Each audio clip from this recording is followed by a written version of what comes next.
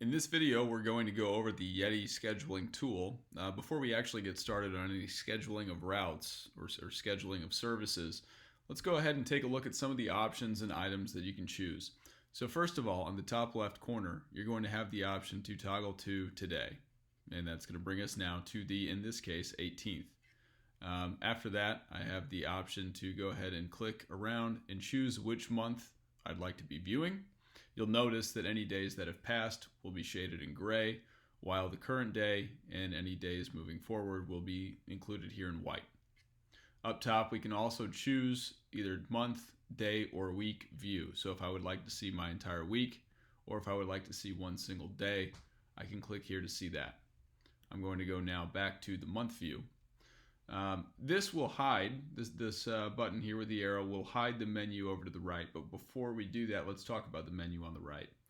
So what this will do is show you where all of your routes, your current routes, lie.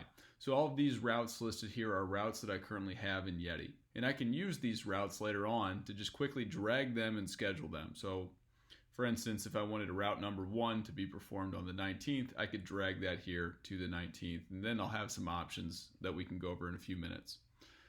If I need to reschedule work, I can drag it up to unscheduled items. We'll go over that as well. And then finally, I have a filter in the top right-hand corner that's going to allow me to filter my routes by scheduled.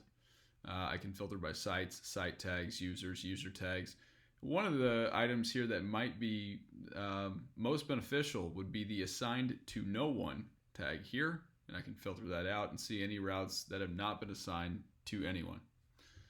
Now let's get into the actual scheduling of the route here. So the main purpose not only is to be able to give work to users in the field, on an ASAP basis, but also to schedule work out in advance, to create recurring work, maybe jobs that have to be completed weekly, monthly, or daily even.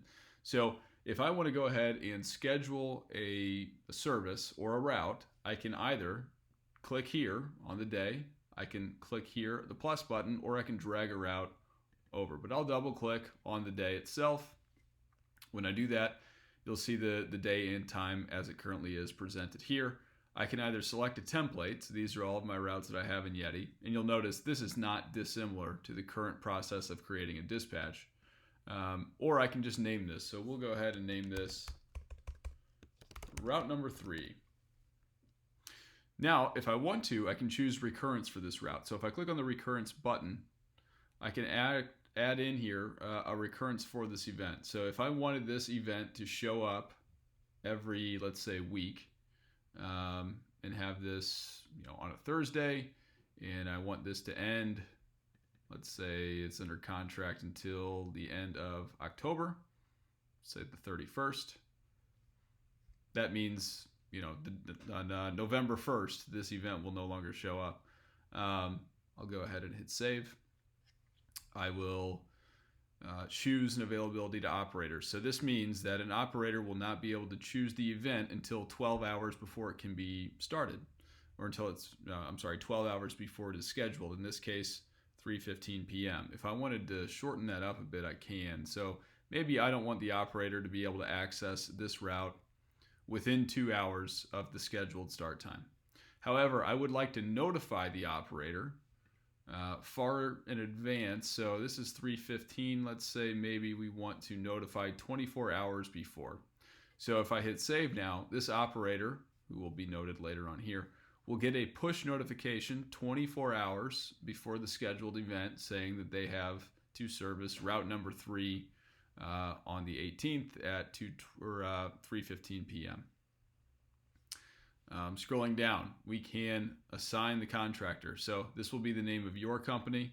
Again, much like building a route or creating a dispatch. If I would like to, I can choose instead a subcontractor. Otherwise, I can choose the operator for which I want to assign this particular route. So we'll go ahead and I'll choose myself. Scrolling down, I can now select sites. So in this case, we'll just choose a few.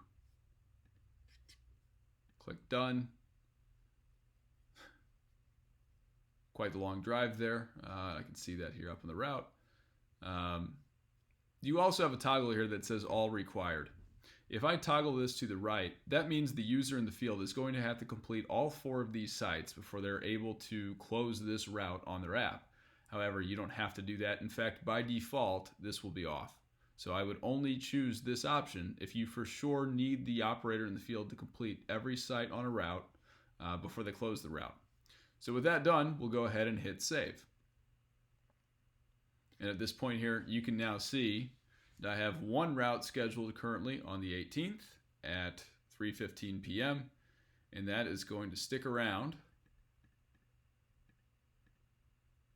through October. And once we get to November, you can see on the 7th, which would be the first Thursday after we scheduled that, it is no longer going to be available to me when I go to my phone. Now back over here to the right, let's talk a little bit about the route schedule. So I'll go back to today. If I wanted to just quickly schedule demo route number 1, I can drag this over here to the right. It's going to already include all of the sites that I had put on demo route 1 to begin with. I'll just go ahead and choose an operator now, and I can just choose a time. Now in this case, we're not going to have any recurrence at all.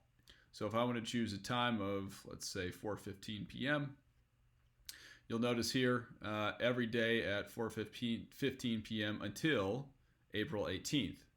So once April 18th, which is the current day, comes and goes, there's going to be no recurrence, which means there is no recurrence at all for this route.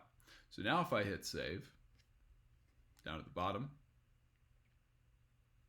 you're going to see a number 2 here, which means there are 2 routes scheduled for today. And if I go to this 4:15 route, you'll see that it does not appear for any other Thursdays because I did not assign any recurrence to that route at all. Now let's say for some reason or another I'm unable to complete or start this route. I can then drag that route up to my unscheduled items tab up here. And underneath my unscheduled items, I can now see that I need to reschedule demo route number 1. Now this could be for any reason, but especially for rainouts, if an entire route needs to be reassigned, if you drag this up to the unscheduled items, that serves as a reminder for you that you need to reschedule it. However, maybe this is something that you think maybe you'll be doing in the future. You don't really know. Maybe it's not a rainout situation. It might be a cancellation of services. You can put it up here in the unscheduled items, but if that client eventually says, hey, I don't need you to do this at all, you can then remove it completely by clicking on the trash can.